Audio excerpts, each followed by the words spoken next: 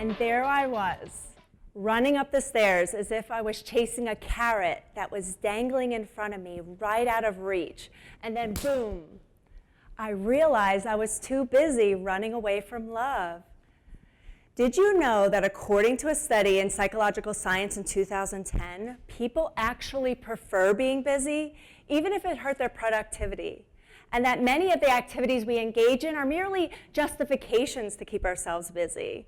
And this over-obsession with being busy as a culture is rooted in our inability to be present with ourselves and our feelings, and is not only detrimental to our ability to attract new love into our life, have love in our current relationships, but to truly love ourselves.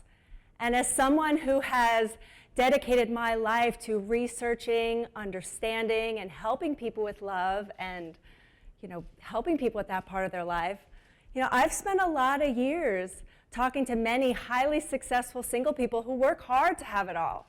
They have the career, the money, the house, the great friends, great family. They have everything except love. On one hand, people say, I want a relationship. And on the other hand, they say, well, I just don't have time. Well, as someone who works with busy people to help them put love in their life, I'm here today to tell you, you are not too busy for love. And I get that it looks that way because you may have a lot of things on your schedule, but I promise you're not. So, even though I'm a love and dating coach and some of this will be through that doorway, whether you are single or in a relationship, you will see something for yourself today. So let's start by unpacking busyness for a second. In American culture, we are obsessed with being busy. People wear busyness like it's a badge of honor. I'm so busy. And this shiny medal has become a status symbol. So wherever you go, what you do, what you produce, and how busy you are is how you define yourself. So I've got some research for you. In a quest to understand this obsession with being busy, researchers created a fictional Facebook user and had volunteers look at her posts. When she posted about working nonstop, people thought she had higher status and more money than if she posted about her leisure time. And then they did the same research in Italy, and the results flipped. People with more leisure time were considered to have higher status than those that were working all the time. So when they published the findings in the Journal of Consumer Research in 2017, one thing was very clear. Busyness has become a status symbol. So I've got some research for you. I already said that. Busyness has become a status symbol. So how many of you have post more on social media about how busy you are? Maybe even complaining about it than you do posting about that amazing vacation you took last year. I know you do because busyness is honored more than that relaxing vacation. Add to the fact that people dread idleness and they crave a reason to stay occupied. They even created a term for it called idleness aversion. It's like a disease. In a report in, Science magazine called The Challenges of the Disengaged Mind, researchers placed people in a room alone anywhere from 6 to 15 minutes.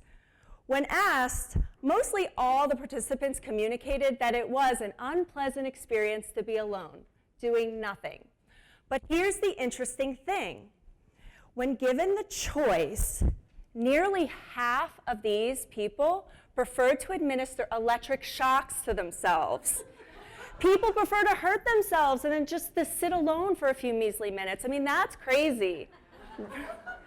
Now, add to the fact that people don't realize that this busyness that we're experiencing is something that we can control. So all of this rushing around is self-created.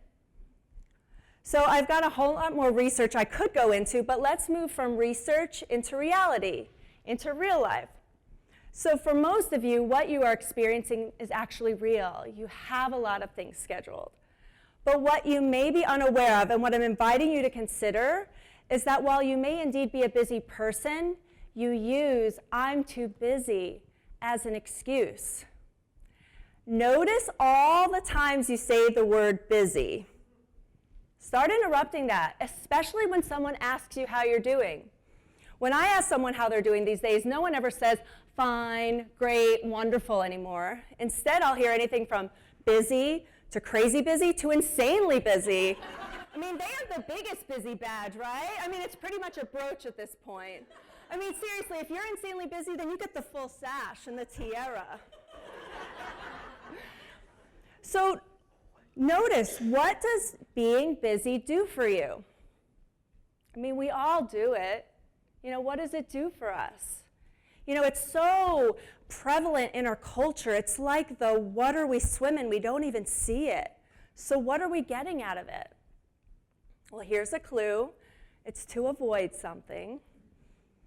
So if you want to have love in your life, and I mean everywhere in your life, from a romantic relationship to love with yourself, to your career, finances, home, family, even love and regular daily tasks, then just consider that you're avoiding something.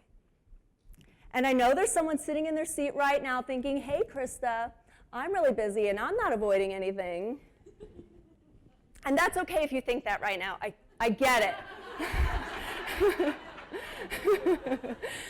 But in my professional experience, when a potential client tells me, "I'm too busy to date," what I hear is, "I'm too scared." So holding on to "I'm too busy" is a detriment to your ability to attract new love into your life or experience love in your current relationship. You know, for some of us, you know, we don't want to feel. And it takes something to stop us in our tracks, you know, to really get present to what we're feeling. You know, for me, it took an actual accident to interrupt me. You know, years ago, I experienced, like many of you, the most traumatic breakup of my life. And why it was the most shocking was because I never felt so bamboozled by another human being. I found out that he lived a double life and that he was an expert at deception. So I was devastated. You know, a rough breakup like that can literally feel like someone died. You know, one minute they're in your life, and the next they're just completely gone, and that's how I felt. So I was struggling with a lot of intense feelings, crying multiple times a day. I don't know how many pints of Haagen-Dazs I went through at that time, you know, just sitting in the corner, ice cream and tears. I mean, it was overwhelming. And I wanted to do anything I could to minimize the emotional pain that I was experiencing. So what did I do after I ate all the ice cream? That's right. I got busy. So I was like a little hamster on a wheel. I got busy with my business, busy setting up talks, busy binging Netflix, busy color coordinating my sock drawer, just anything I can do. I was literally busy being busy. So remember in the beginning of this talk when I mentioned running up the stairs? Well, let me just tell you, when you don't deal with what you're avoiding, it will catch up with you. So one night I was at home getting ready for a big speaking event. My hair was all blown out and curled. My makeup was on point. I just zipped up my gray pencil dress and I'm rushing up the stairs. And then boom, I fly head first into the wooden stairs. So I fall, I'm laying there, and I feel this intense pain coming from my right arm. And I look down, and what looked like my arm had come out of its socket. And it was like the muscles were all contorted, and at that moment, life decided to tell me, Krista, it's time to slow down and feel the feelings you've been avoiding, and it's time to do it now. And all I can think of at that moment was, no, I'm not. I got places to be, I'm busy. So I took my arm and I popped it back into its socket. Yeah, I did. And I went to that event. I did.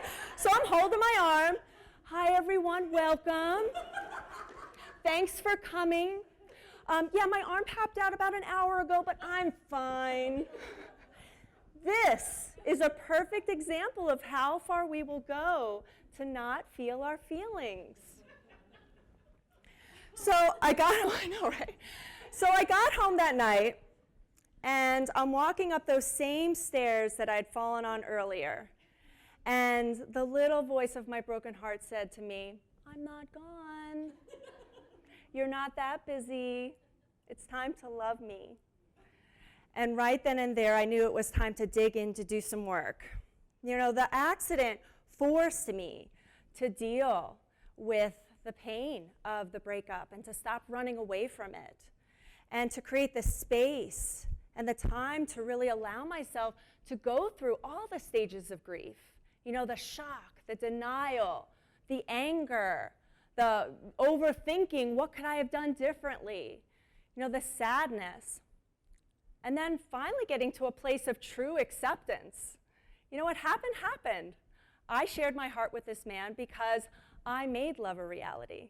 I mean, I shared my heart with this man because I made love a priority. And then I got hurt.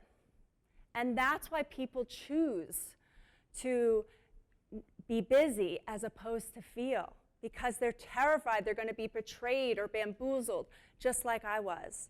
But you know what? I wasn't too busy to love myself. In fact, from embracing and acknowledging my feelings, I learned to cherish myself even more deeply. And I discovered that love isn't an action that you can just stop doing, or a feeling that you can just turn off. Love is naturally there when you are fully present. You know, it's time for us to deal with our busyness head on and restore ourselves to being the presence of love for ourselves. And then we can truly and completely share that love with another human being. So how do we shift? How to shift from I'm too busy to having love present in your life? Great news, it's super simple, but it's not easy. You know, the first step is to acknowledge that you're being busy and to discover what it is that you're avoiding feeling. You know, we all have something holding us back. You know, for some of us it may be some third grade heartbreak. You know, when that kid you liked, whose name you can't even remember, kissed someone else. Or maybe when Brad asked Carrie to the dance and she said yes, even though I liked him first and she knew that. You know, point is, we all have something. But once you've discovered what it is that you're avoiding, then you can move on to the next step, which is to simply stop avoiding it. Pretty simple step, right? So just be open to feel what you have been avoiding. And be open and in an effort to free yourself and allow love to arise in you and your life. You know, most of us don't allow ourselves to feel because we think something's going to happen.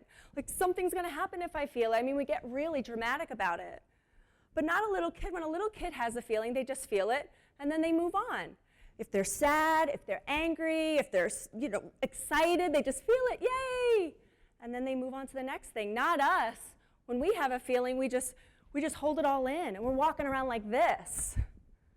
So feelings like fear or doubt, for example, will come. But that, just like a wave, will pass. And do you know what's on the other side of that wave? Opportunities. Opportunities for love, connection, growth, and happiness. It's up to us to embrace opportunities, allow ourselves to feel, and then maybe even discover something new and exciting that can improve and enrich our lives. This is ultimately all about how you get to create your life and actions from love. So instead of being too busy to experience it, stop and see what's truly more important to you. And never forget, you are not too busy for love. Yay.